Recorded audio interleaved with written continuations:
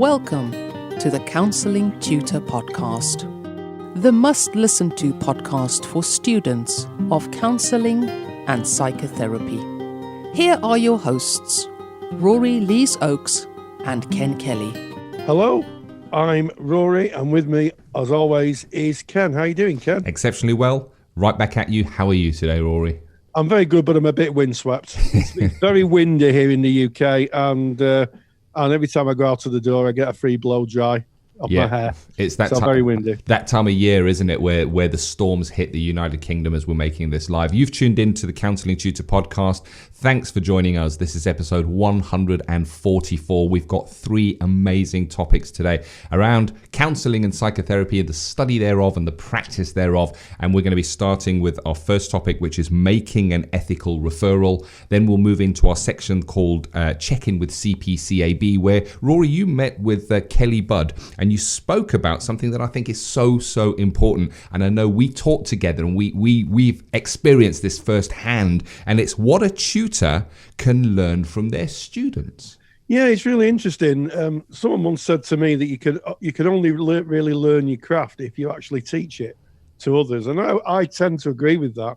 And Kelly outlines what learning tutors gain from their students. And sometimes I think that students think it's just a one-way street, that, tutor tells and informs the learners, and that hopefully is true. But also there is another side to it. Tutors do actually learn from their students, and Kelly tells us what she has learned.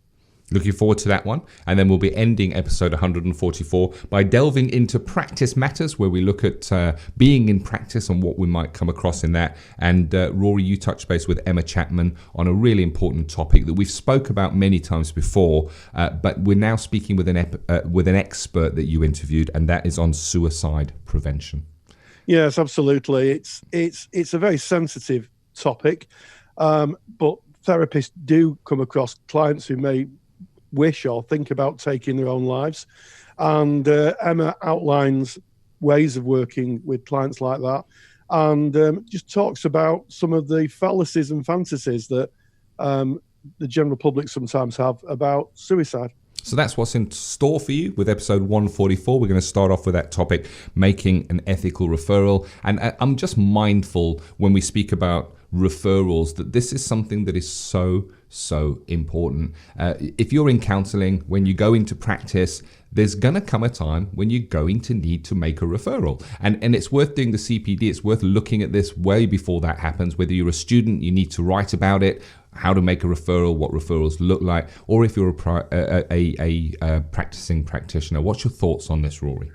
Well, I think that, as you rightly say, Ken, sometime in the arc of your therapy, you're going to have to make an ethical referral. And making an ethical referral takes a lot of thought. It's not just a case of sitting in front of a client and saying, look, I don't think that I can work with your issues. It's a case of thinking it through. And, the example I would give is a client who may come with one issue, and as the therapy starts to expand and through the arc of therapy, it becomes clear to the therapist that actually someone might have a very, very real difficulty with substance misuse, which is causing their problems. And, the BACP say that we provide an adequate, appropriate standard of service to our clients and work within our competence. And therapists I think counsellors really do need to consider working within their competence. And as we know, working with people in addictions takes a specialised, structured process, and sometimes referrals needed. So quite a lot about that. It has actually come up in our Facebook page, and it was a question asked in the Facebook page, and also it comes through occasionally in the post bag. And if you're not a member of our Facebook page, then go to Facebook, type in Counselling Tutor. You'll find us. We're a closed group. Knock on the door. We'll let you in. We're a friendly bunch. Thousands of like-minded people.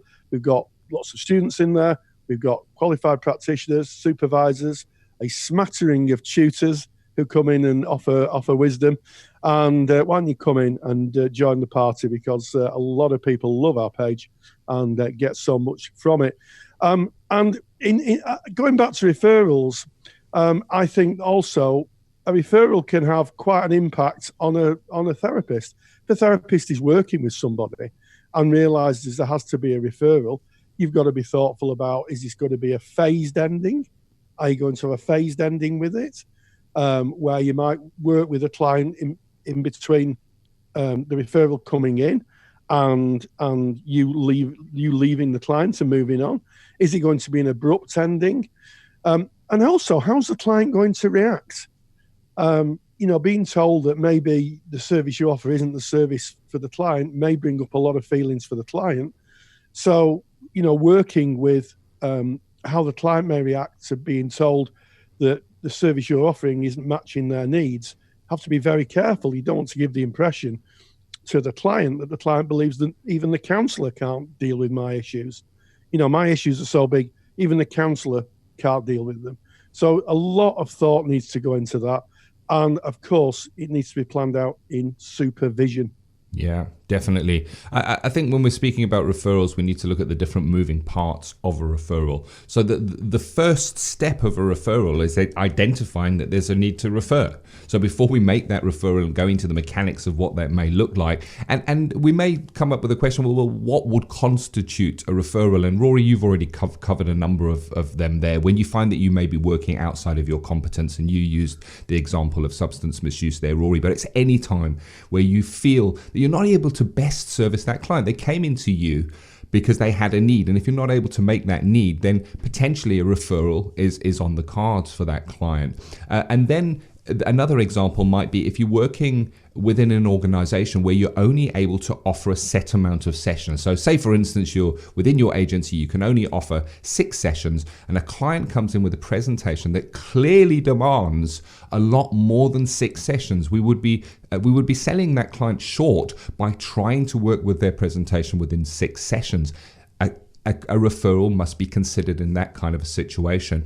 And then another instance is when you find that your therapy is not a match for the client that is coming in. And an example for that may be a client comes in and they have a fear of flying.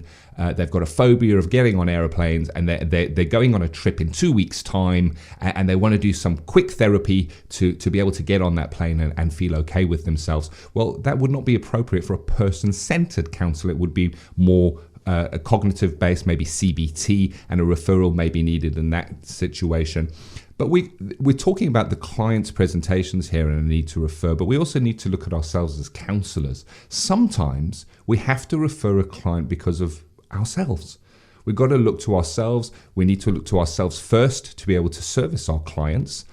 So if a client came in with a presentation that maybe clashed with something that we were going through at that time. And I'm just going to use an example here of divorce. So if you, as the counsellor, are going through a terrible divorce at that time, and a client comes in presenting that they want to bring their divorce, you need to work really carefully to make sure you can service that client and you're not going to get your own stuff mixed in there. And then, of course, there is the instance when if you, as the counsellor, feel unsafe, you feel you're in private practice, maybe you're doing lone working, you maybe don't have a team around you, and you feel unsafe, it may be time to look at referring the client onto some other service that is better able to meet their needs. Because if you're not feeling safe, you're not going to be fully integrated within that relationship. So there's kind of some of the reasons that one might refer, and of course there are many more than that. But Rory, how might we kind of approach that when we've recognized that there is a need to refer?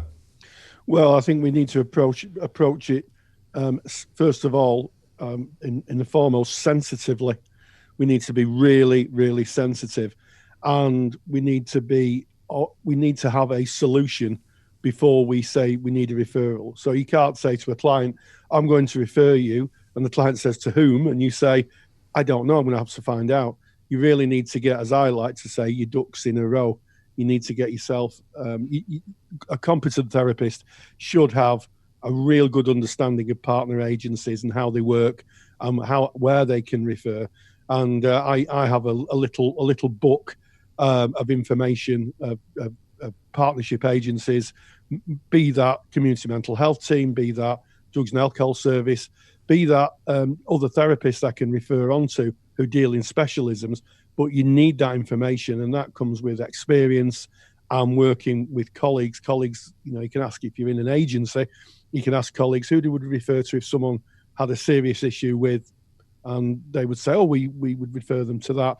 And you also need to know how long the referral process takes. You need to have all that information, front and center before you broach, because clients will ask that question, well, how long will it take? And, where would you refer me to? And also it has to be seamless. In an ideal world, and we don't live in an ideal world, the idea of a referral is that there should be no overdue delay, that clients would just be referred on and they'd move into the next service that could better support them. But yes, I think as a way of broaching the subject, I think very sensitively explore what's come up for the client. So I use the analogy of someone who's got real difficulties with alcohol, and maybe just kind of have an honest conversation and say, look, I've heard what you've said about, you feeling depressed and you're feeling anxious. And I just wonder, you've also told me that you drink, 4 bottles of wine a day. I'm wondering if that could be connected, and see if you can get a shared understanding of where the issue may be coming from. And then once that the client understands that, then broach the subject of referring for support with that. It's never easy. And one thing I would say is that when you're working with a referral, you need to be aware of something called the Caldecott principles. In the late 1990s, hospitals used to dump confidential information on landfill sites, and people's private information was blowing around in the wind. So what happened was there was an inquiry. It was chaired by Dame Fiona Caldecott. It was in 1997, and she talked about the Caldecott principles of information sharing. And I think every therapist needs to have a real good handle on the Caldecott principles, because you only share information that is relevant to the person who's going to be working with the referral, and everybody knows really their place in that. So it's essential that anybody doing a referral has a really good handle on the Caldecott principles. 100%. And look to confidentiality. You quite rightly said, Rory, about your little book, and that does come with the years of being in practice and making those connections. But it's well worth taking some time to look around, see who your local services are in case you do need to refer. But it goes beyond just having a check on their website and understanding what their telephone number is. Give them a ring and have a chat with them, because organizations will have referral processes, referral procedures. When you speak to them, they should be happy to chat with you as a fellow professional. Ask them about their waiting lists. Ask them about what the referral pathway is. Do you need to fill in a form? Is there documentation that needs to be sent through? Do you need to get the client to contact them personally? Are you able to give the client's details over and they can't contact the client? So all that needs to be taken into consideration when it comes to referrals. As you said, Rory, as we went into this, a really important part of being a counsellor. And I think when we look to studies, maybe not enough time is spent on referral processes and all the different moving parts of that. And I would also encourage you to go and look at your contract. So often when we discuss a topic, Rory and I here on the Counselling Tutor Podcast, we come back to the contract, which is the very first time you meet that client and you're telling them what is on offer. You can add what would happen if you needed to make a referral into your contract, so that if it does come in, maybe in session 6 or 7, that you recognize you have to make a referral, that it's not a shock and it's not the very first time that this client may be hearing this. You spoke about an ideal world, Rory, and I guess in an ideal world, in that very first presentation, we might pick up that a referral is needed, and then we're able to explain this to the client before the relationship and the trust is built and before they've brought a whole pile of their material. But we don't work in an ideal world, we work in a real world, and sometimes it can be deep into the sessions that you recognize the need for referral, where a lot of material has been shared with you, a relationship has been built, and the client may not want a referral. They may say, I don't want it, I like you, I've built my relationship up with you. So if you're popping that in your initial contract, that can kind of soften that, and it's just a line saying on referrals from time to time when material is presented that I don't feel is within my competence, I may need to make a referral, but we'll speak about that if and when that does come up, just so they have a heads up on it, I guess. Yeah, absolutely. And of course, clients' autonomy is at the forefront of our minds as practitioners, and it would be up to the client to decide. This isn't a case of a dictation by the therapist. Sometimes just an offer by saying, maybe it might be useful to think about this service and explain what the service can offer.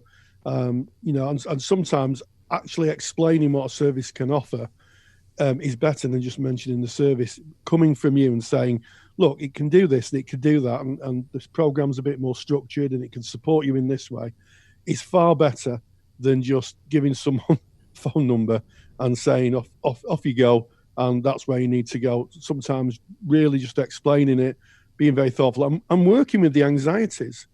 A client may have great anxiety about being referred to a different service that works in a different way. Acknowledge those anxieties and work with them and listen for any kind of misinformation the client might have. I've done lots of referrals where people said, well, you're going to do this to me and you're going to do that to me. And I've said, no, that's not how it works. This is how it works. I know how the system works. So when you're thinking of your partner agencies, really find out what the programs are, really have a good working insight into them. And you're able to give that to your client, share that with your client to reduce their anxiety and make them feel that you're actually caring and you're actually present with them. So much to consider when it comes to referrals. And kind of one final note from my side. I worked in a multidisciplinary team for many years where referral was kind of the order of the day. There were referrals in and there were referrals out. And one of the things that became apparent to me is that there are certain people that kind of get caught up in the system. They may have complex need and they get referred from person to person to person who's trying to kind of offload them. And I think, as you said, Rory, it's about realizing you have a human being in front of you, taking into consideration their fears, their anxieties, their feelings, and work through this in supervision. As Rory said, don't let it be a knee-jerk reaction. Make it be a really considered decision when you need to refer on. Do you really need to refer on? And I speak from experience of going to my own supervisor early in my practice days, saying, you know what, I think I need to refer this client for XYZ reasons, and working through that in supervision, it came to light that I didn't need to refer this client. I just needed to work with them and hold them in a different way. So really take it in. Only refer when you need to. Know your referral pathways. Make sure it's covered in your initial contract. So much information there. Wow. Yes, referrals. It's a big thing, and I think quite can be quite a scary and kind of unsettling procedure for new therapists if they've never done it before. So, as always, pre-warn, pre-planning. Always kind of negates some of that anxiety. Changing gears from referrals and moving into our next topic, our next section, which is check-in with our very good friends at CPCAB, where Rory, you spoke to Kelly Budd about what tutors learn from their students. I recognise this from first-hand from Counselling Tutor, to be honest. Both Rory and myself are tutors. We taught together for some years, and one thing that we did was we listened and we learned from our students, and it is thanks to our students that Counselling Tutor exists, because of their needs, because of what they shared, and the knowledge they gave us, that we were able to build Counselling Tutor. So it is such an important topic. What can we expect from Kelly? Well, I think a lot of introspection and reflection. Kelly speaks eloquently about how working as a tutor not only informed how she taught, but also informed her counselling practice. So let's have a listen to Kelly. Check in with CPCAB. And it's our great pleasure to welcome the fab Kelly Budd from CPCAB. And Kelly's going to be sharing with us the idea of what your tutors learn from you, that tutors actually learn from the students. This is a bit of a novel piece of thinking, Kelly. I really like this idea. I think it's probably a phrase that I use an awful lot around CPCAB. I talk to people about the things that I learned from teaching and the things that I learned from my students. So, and sometimes people do look at me slightly surprised. Oh, really? This is kind of such a common thing. And I think there's this really kind of almost archaic idea that students are the people that learn from the tutors, and that's it. That I remember doing my teacher training, and my teacher training teacher used to use the analogy that a student was an empty cup that you were there to fill up with knowledge and information. And it just always felt like such a dull analogy. I thought, well, it doesn't sum it up for me. It doesn't match my experience. No, and I think you make a very good point. I was just talking to someone earlier about my experiences of doing my teacher training, and it doesn't always match the uniqueness of training counsellors and being a counselling tutor. Sometimes, I think a lot of it is vastly different to traditional teaching methods. Yeah, I think we often come to our teacher training as counselling practitioners knowing that we have a different relationship with our clients. We don't see our clients as an empty cup that we fill up with self-awareness. So why would we see our students as that? So I always came to my teaching with this kind of sense of, I'm not delivering something to you that you receive and then go home. We're on a journey together. We're kind of enthusiastic travel companions saying, okay, so this is great. Where should we go next? And that to me kind of means that you're both on that journey. You're both kind of partners in it. And the learning is on both sides. Absolutely. And if you think about it, a lot of therapists, I would like to think all, learn from their clients. I've learned huge amounts from my clients through the years. And it's the same with my students. I can think of, unfortunately, confidentiality precludes me from sharing what I've learned. But, I've learned a huge amount, certainly about individual life experiences as it relates to counselling theory. And you shared a few ideas with me about what you learned. Do you want to share those? Yeah. I think when I was kind of reflecting on this topic to myself, I thought, well, if I was to pin it down, what really did I learn?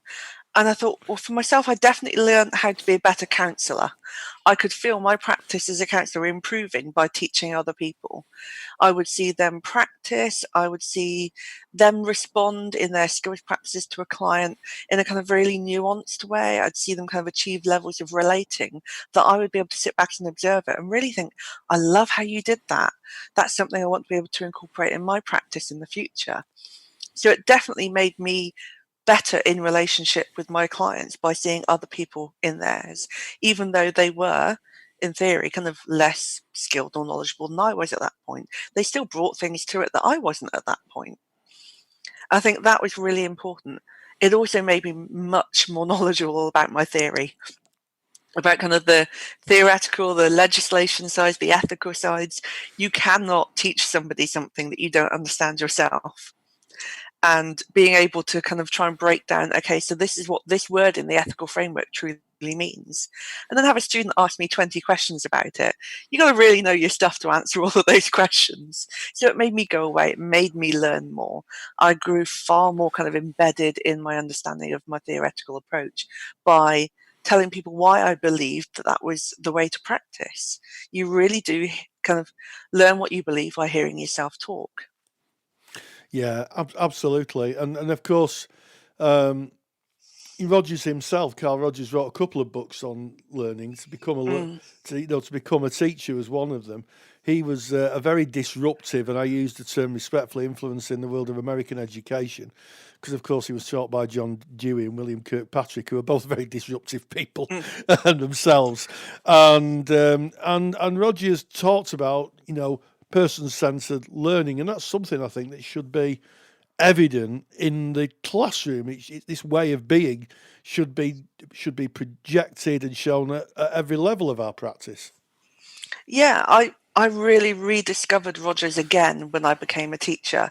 I learned all of his kind of person-centered theory as a student when I was being taught counselling, and then coming back to it and really kind of going through Freedom to Learn is one of my favourite books, looking at how kind of Rogers explained the kind of facilitative environment that really allows people to grow, to gain knowledge, to understand, to also self-direct in that situation. Learners who are able to set their own learning goals, to plan their own future learning.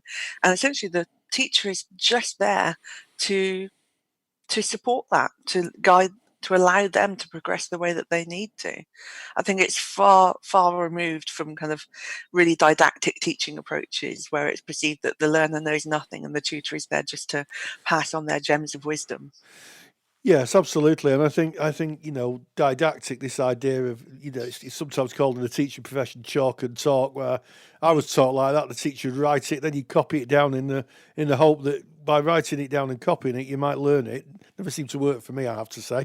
Yeah. But yes, and the idea that we engage in what's called vicarious learning, where we learn from others and how others are. And I guess that's what you're saying. We can learn so much from our students. I've had some fab. They're all fab. All my students. If any of my students are listening, they're all fab students. But I've learned a lot from all those fab students. I can't just kind of say there's one or two. They're all fab. But yeah, I learned so much. What's your view on the challenge of learning from your students? Is there a challenging aspect, do you think? It is very, very challenging to be a teacher. I think I underestimated it at first. I thought being a counsellor and kind of holding that space would be the most challenging thing I did. Teaching is far more challenging. Working with the group dynamics, working with people that are resistant to certain aspects of their development. I think I really had so much to learn from my students, but if they're listening to this now, there will be some of them and they know who they are that were the challenging ones, the ones that created conflict in the group, the ones that were challenged to motivate. And I had to learn afresh how to manage all those things, how to work effectively with conflict in a teaching room that wasn't in a counselling room. I had so much supervision about my students over the years, more so than I did with clients in the kind of last few years of my kind of teaching career. And I really picked apart in supervision. What is it about this student that's triggering this reaction in me? Why can't I make these two people get along? Why are they constantly nitpicking at each other in the room? And that was such growth for me. I learned so much from that experience that, yeah, I crave going back to teaching, mainly for that side of it, more so than, oh, what can I deliver today? It's, get me in the room with those students again. Let's work through some of this stuff. Let's go, Kelly. Get yourself a room. I'll pop down and we'll knock out a few lessons together. You're on. And I have to say that's the feeling that's in me. The sight of students growing, and one of my students christened the course RC lessons because people got more challenging and more self-aware and wouldn't put up with things. And I always knew if they were progressing because they used to challenge me more and more as the course came to the end, and I used to think, job done. Yeah. Yeah, when they just sit there and nod and they take it, that's a sign you're doing something wrong. Yeah. When they start asking you questions, challenging what you're saying, I don't agree with that, let's debate it. That's when you know you've really got a group that's engaged in it. And that's what I used to love. Yeah, absolutely. And of course, you know for sure that they're going to be out there, working in the world and maybe using that kind of self-confidence, in the service of the client, because that's all we do. Everything we do, we be as counsellors or teachers, everything, I guess, has an audience of one, which is the client. Yeah, and it's that level of critical engagement in what they're doing, whether it's in a classroom or in their work with a practitioner, with a client. They're going to be self-critical, improving, constantly wanting better for themselves and for others. That's the sort of student I used to love seeing come out the end of my courses. Yeah, I think you can learn so more. I miss the most about teaching, Kelly. Free tea bags. You got free ones? We had to pay for our own. No, at the end of the year, students used to turn up with industrial packs of tea bags. I never bought a tea bag for about 5 years, and yeah, but it was very kind. I mean, I think it's an appropriate gift because I do drink a lot of tea, but yeah, I do miss it, and just to see people, as Rogers would say, the person of tomorrow. Rogers made a big thing about who will the person of tomorrow be, and we're in that process of seeing those people of tomorrow. Yeah, I think that's it. The book we were talking about last week, the dedication on the front page of it says, "My thanks to the students who taught me as much as I taught them." That really comes from the heart. I really did learn so much from my students over the years, and I wouldn't have had it any other way. Yes. And they are the people now that I know are out there working with clients, and I'm very, very pleased about that. And I'm sure they're listening to the podcast and saying, "That's my teacher. That's my teacher." Hopefully, you know who you are. You all know who you are. And as always, Kelly Budd, thank you so much. Thanks, Rory. Cheers.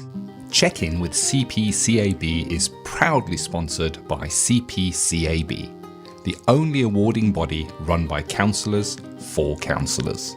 To learn more about CPCAB qualifications and to get more detailed information on today's podcast topic, visit cpcab.co.uk.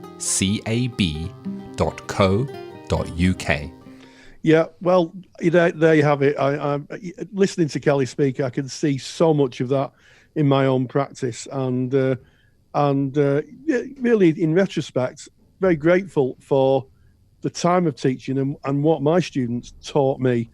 I think if I was a student, I'd be thinking, I never realised that tutors learn from the students, but they do.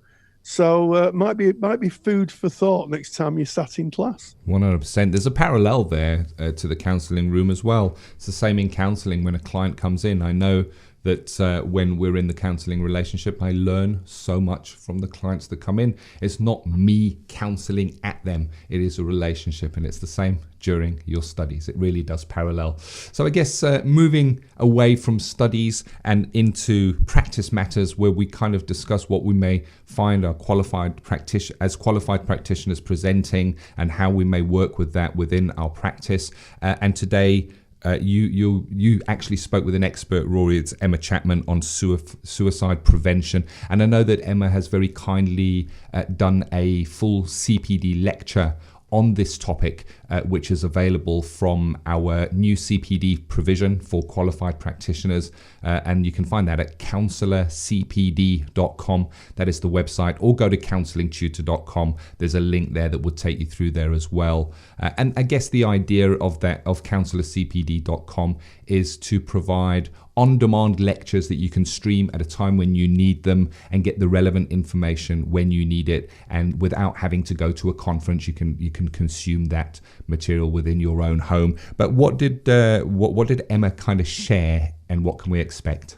Well, it was good to catch up with Emma, a fellow tutor, and she shared that to be a therapist, you really need to have some sort of strategy when working with a client who may wish to take their own life.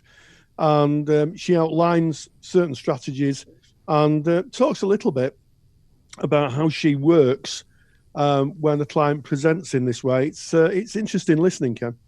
Well, without any further ado, let's dive straight into Practice Matters. Practice Matters.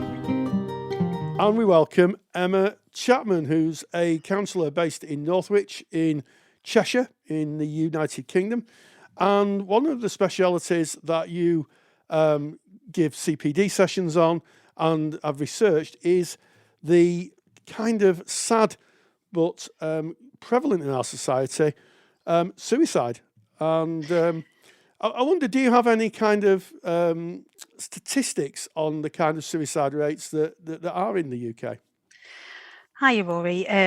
Yeah, I do, and they're all quite shocking, actually. I know that we had some figures from 2018. They've just kind of come through in the past few months, and they say that the number of suicides was 6,507, and that was in 2018. And what we're finding, although the overall rate's going down, we're finding that suicides in young people remains high, and actually it's the biggest killer of young people.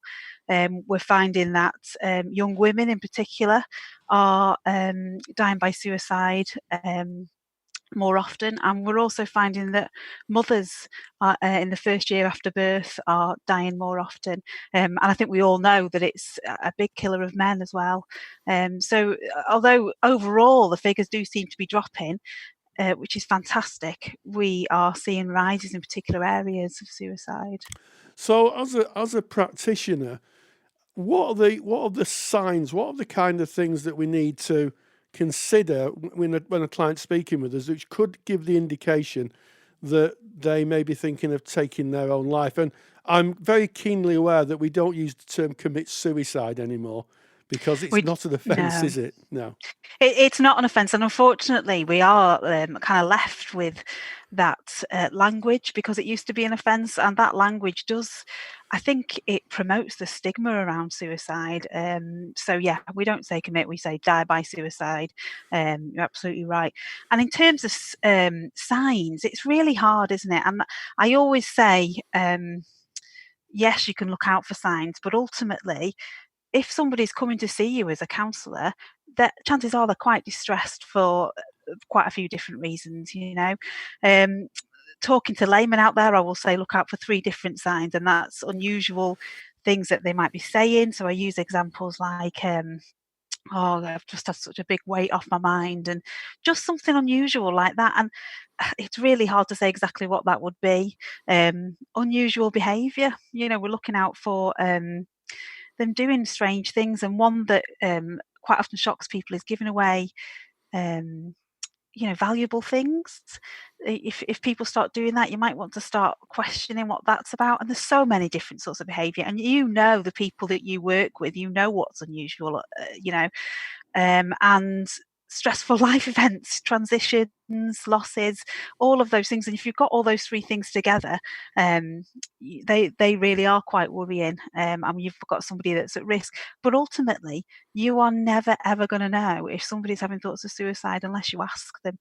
And unfortunately, I think often we're really frightened of asking even counsellors, even myself. I'm experienced in doing this now. You know, I lead sessions on how to ask the question, are you having thoughts of suicide? And even I still struggle. You know, it feels like such a difficult thing to talk about. As a society, we're not very good at it, are we? No, and I think you're absolutely right, Emma. This, you know, it can feel intrusive, and even asking questions such as, you know, are you thinking of ending your life? And if the answer to that is an affirmative answer, asking if there's a plan or if there's ever done it before, so you can assess the elements of risk. Seems it can be quite difficult for practitioners. But do you think it's an essential kind of conversation to have with a client? Absolutely. I absolutely think it's essential. You know, we don't really know why people are coming to see us. We don't know what fears they have. The amount of people, when I've asked the question, that are relieved to have been asked for the first time, to be able to talk about it openly, not to feel scared of what's happening to them. It's amazing, really. I think we've got fears about what might happen if we ask the word about suicide, and we use the word suicide in a session. But actually, our clients are the ones that have got the biggest fears about this. And by talking openly about it, what we can do is we can show them that actually they're in control more than they think they are, you know, and that they, like you say, doing things like a safety plan can actually be a really, really empowering thing to do with a client. It can help them to understand that they can keep themselves safe. So it is absolutely essential. I think as counsellors, we're working more and more, particularly private counsellors, with individuals that have been turned away from services because they are suicidal. I know that my experience is, sadly, if people are suicidal, sometimes they're told until they've not attempted suicide, if they've attempted a number of times, they can't go back and access the services because people are frightened of what might happen. So we're seeing it more and more often. Yeah, so it's really important that we ask. We don't know unless we ask. Yeah, I mean, I think that's a really important thing. You know, part of being a therapist is creating a therapeutic dialogue and creating what's sometimes referred to as relational depth. And as part of that is exploring the client's life experience and their view of the world as they see it, the phenomenological experience. And suicide could be a great part in that. You talk about making a safety plan. I wonder if you could just outline the kind of things that you'd have in a safety plan.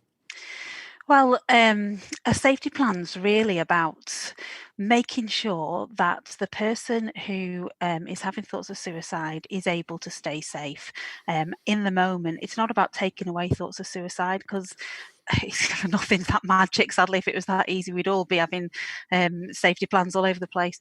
But it is about helping that person to understand why it is that they're still alive, what it is that's kept them alive. And I always kind of in my head think of it as that kind of being the hanger, and then we hang the rest of the plan off that. Okay, these are the reasons you want to stay alive. So how can we keep you alive for that?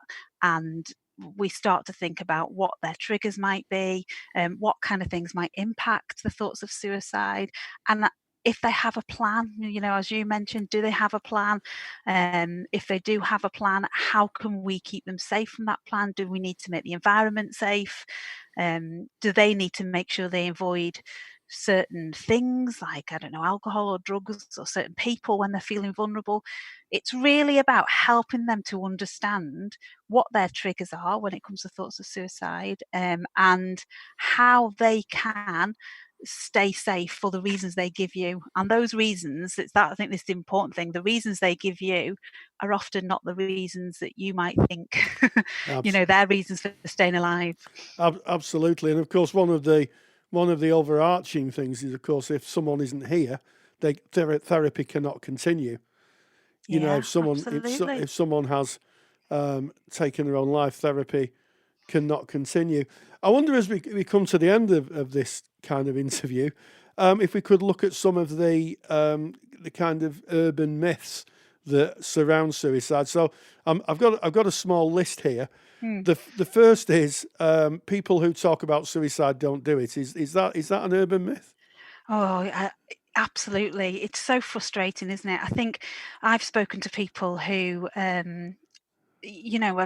it's taken so much courage for them to come and ask for some help, and I see it in the NHS. I hear it from people that have tried to access support, and they've been told, well, you've come here, so you're obviously okay, you're obviously able to keep yourself safe.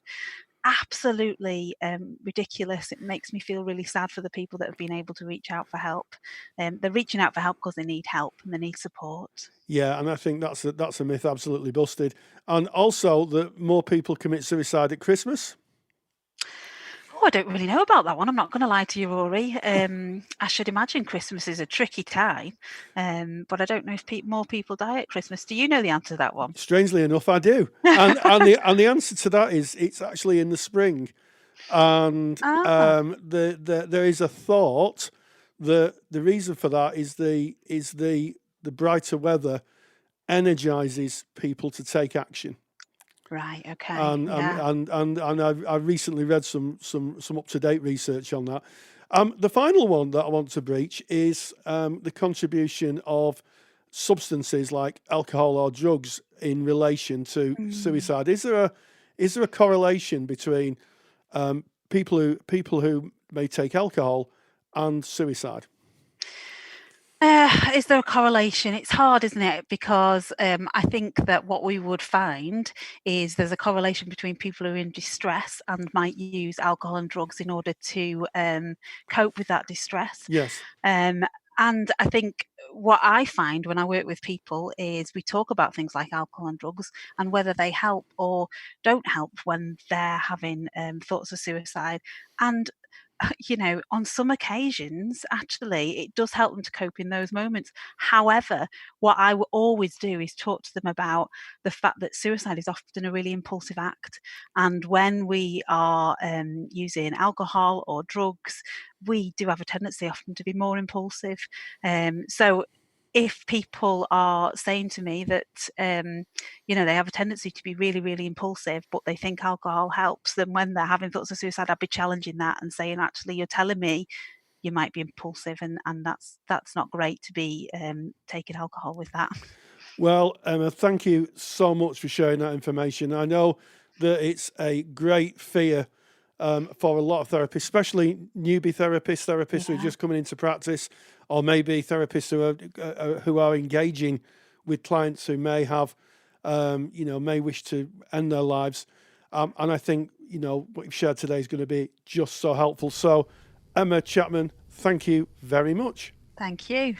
Thank you very much to Emma Chapman for all that information that is so, so important that we need to know. And thank you, Rory, as well, for taking your time to meet up with Emma. And just to repeat that Emma did do a complete lecture on this topic, which you can get from counselorcpd.com. That is our provision for qualified counsellors, where we have online lectures that you can stream to your phone, to your tablet, to your computer, enjoy in the comfort of your own home. Choose the topics you want to learn about and stream them in. I guess it's almost like the Netflix of CPD, Rory.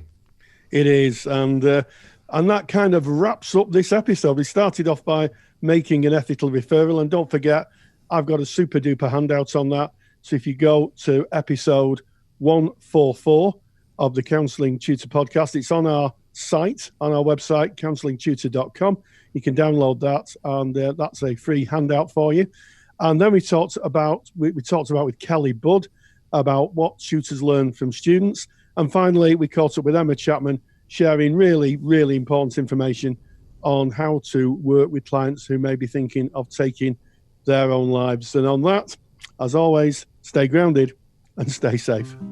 Take the stress out of your counselling studies and get the support of Rory and I by joining us in the Counselling Study Resource.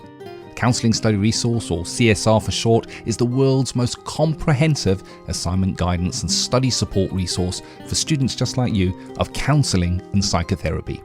See how Counselling Study Resource can help you. Visit counsellingtutor.com. That's counsellingtutor.com. Thank you for listening to the Counselling Tutor Podcast. Find the show notes for this episode on our website at www.counsellingtutor.com.